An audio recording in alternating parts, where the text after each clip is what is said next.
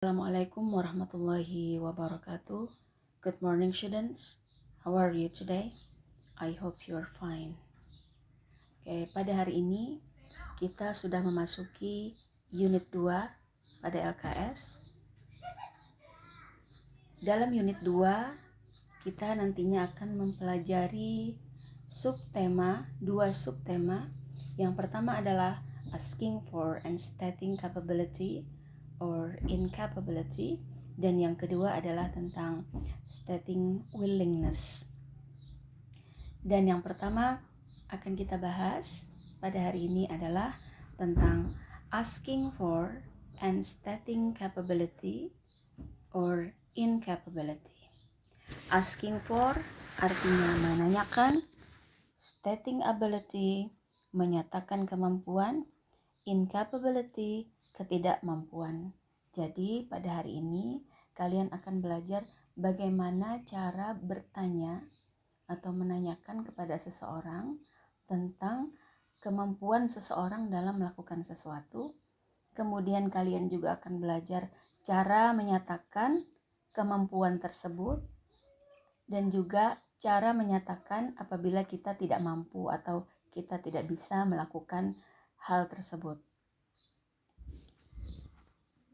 Baiklah, untuk lebih jelasnya kalian bisa lihat materi pada unit 2 yang ada di LKS kalian. Nah, sebelum kita memasuki pembahasan, let's say basmalah first. Mari kita baca bismillah terlebih dahulu. Mudah-mudahan dengan sarana yang terbatas ini, kalian tetap bisa mengikuti pelajaran Ibu dengan baik.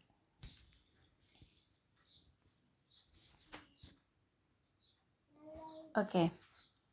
Yang pertama adalah expressions of asking capability. Ungkapan menanyakan kemampuan. Kemampuan di sini artinya juga kebisaan. Kemampuan atau kebisaan seseorang dalam hal tertentu. Ada banyak sekali cara yang bisa kita gunakan apabila kita ingin menanyakan kemampuan kepada orang lain. Beberapa di antaranya adalah, yang pertama, do you think you are capable of? Are you capable of? Are you capable to? Are you able to? Can you? Atau could you? Mari kita baca sekali lagi. Kalian bisa ikuti Ibu ya. Do you think you are capable of? Are you capable of? Are you capable to? Are you able to? Can you? Could you? Mari kita cari tahu artinya apa. Oke. Do you think you are capable of? Apakah menurutmu kamu bisa atau kamu mampu? Are you capable of? Apakah kamu bisa? Apakah kamu mampu? Are you capable to? Apakah kamu bisa? Are you able to? Apakah kamu bisa? Can you? Bisakah kamu? Could you? Bisakah kamu? Nah, kalian semua sudah tahu kan artinya? Nah, jadi semua ungkapan ini, kelima ungkapan ini memiliki makna yang sama, yaitu menanyakan kebisaan atau kemampuan kepada orang lain. Baiklah. Yang terakhir ada can you dan juga could you. Keduanya memiliki arti yang sama. Tapi can you kita gunakan jika kita ingin menanyakan sesuatu itu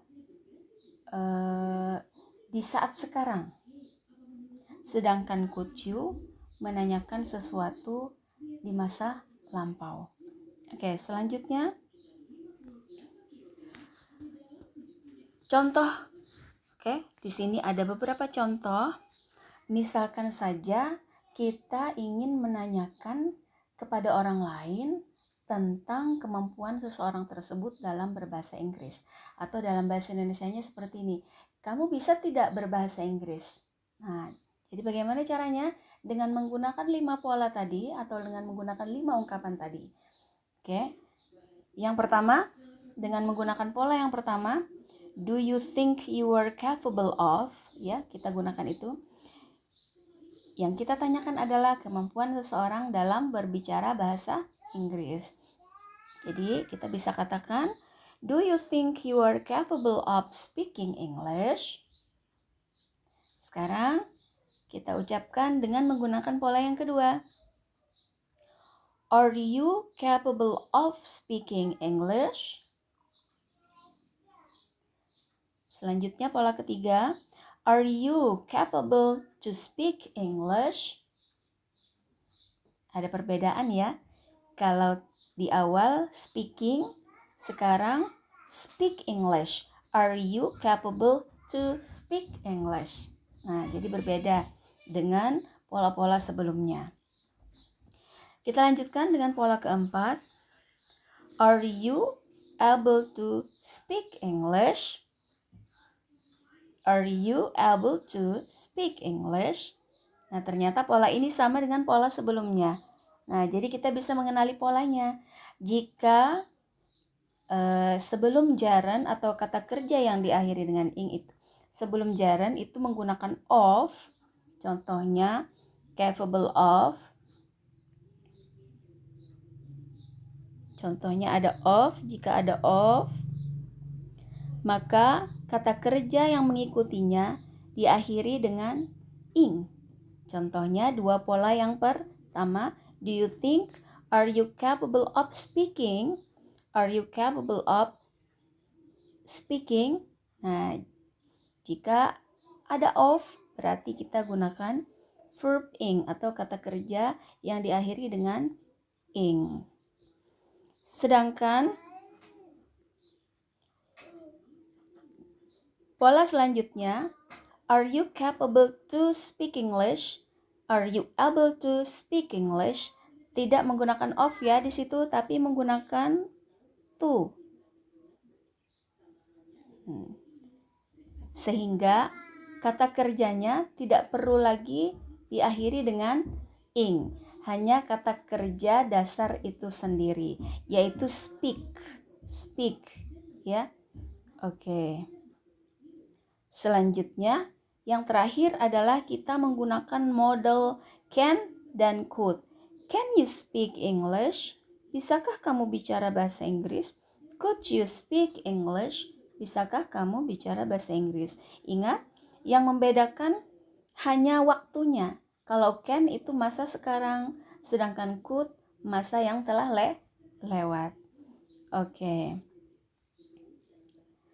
Nah, selanjutnya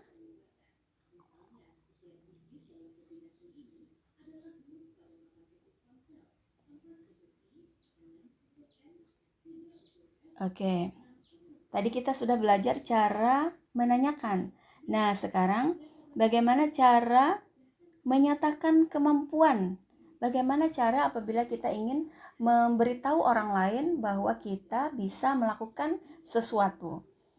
Expressions of stating capability. Ungkapan menyatakan kemampuan. Oke, nah sekarang polanya juga sama.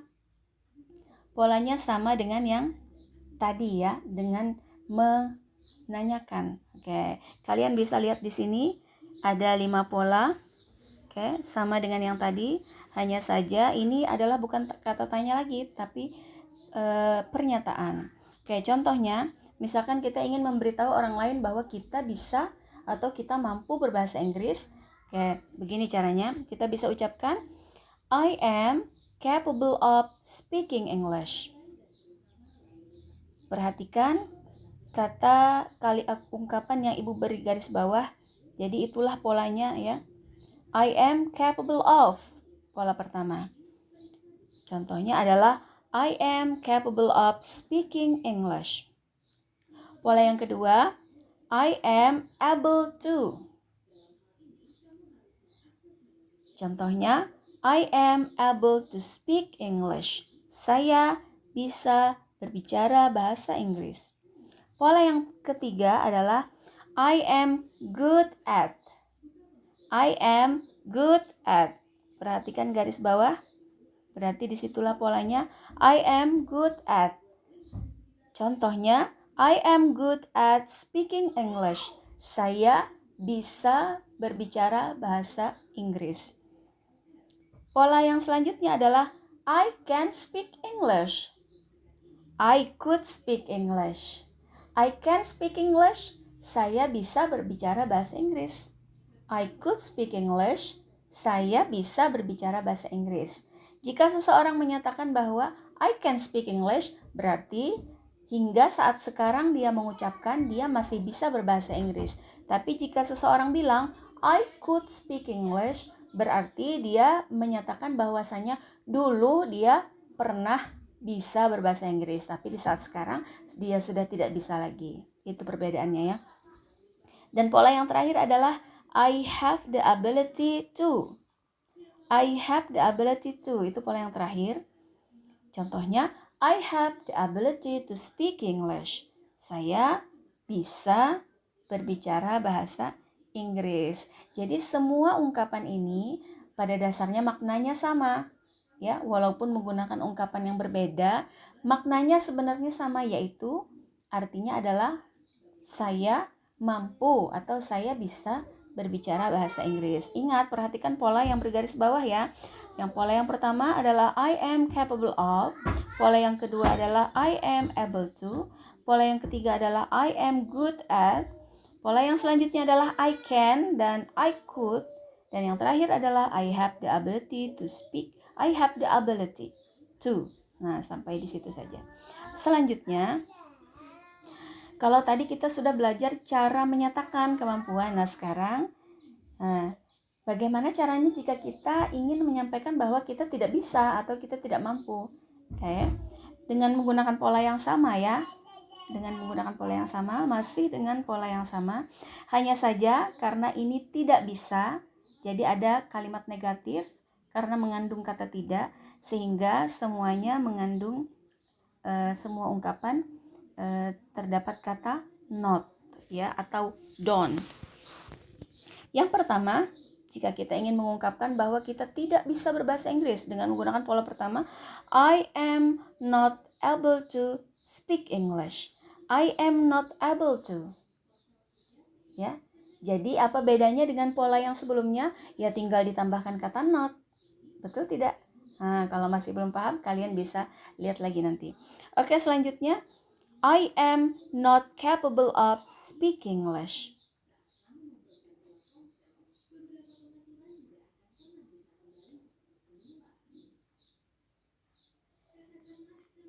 Oh, oke, sepertinya ada kesalahan di sini. Nah, seharusnya I am not capable of speaking English ya. Nah, oke, Ibu beri tanda di situ seharusnya speaking ya. Oke. Baiklah, kita lanjutkan. Selanjutnya, I am not good at speaking English. Saya tidak bisa bicara bahasa Inggris. I can't speak English. I couldn't speak English. Saya tidak bisa berbicara bahasa Inggris. I don't think I have the ability to speak English. Saya pikir saya tidak bisa berbicara bahasa Inggris. Nah, itu dia. Oke. Selanjutnya,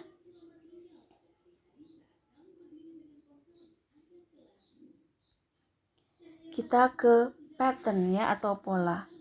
Oke. Dari 5 ungkapan tadi, itu berarti ada 5 pola yang berbeda-beda. Jadi tidak bisa kita menggunakan pola dengan mencampurkan struktur bahasa. Nah, jadi perbedaannya itu ada pada, coba lihat yang Ibu beri warna merah. Oke. Semua pola pada dasarnya sama, mengandung subjek dan juga be. Subjek itu adalah I, you, we, they, he, she, it. Subjek ya. Kalau mungkin ada yang masih belum kenal dengan yang namanya subjek atau dengan lambang S itu adalah I, you, we, they, he, she, it.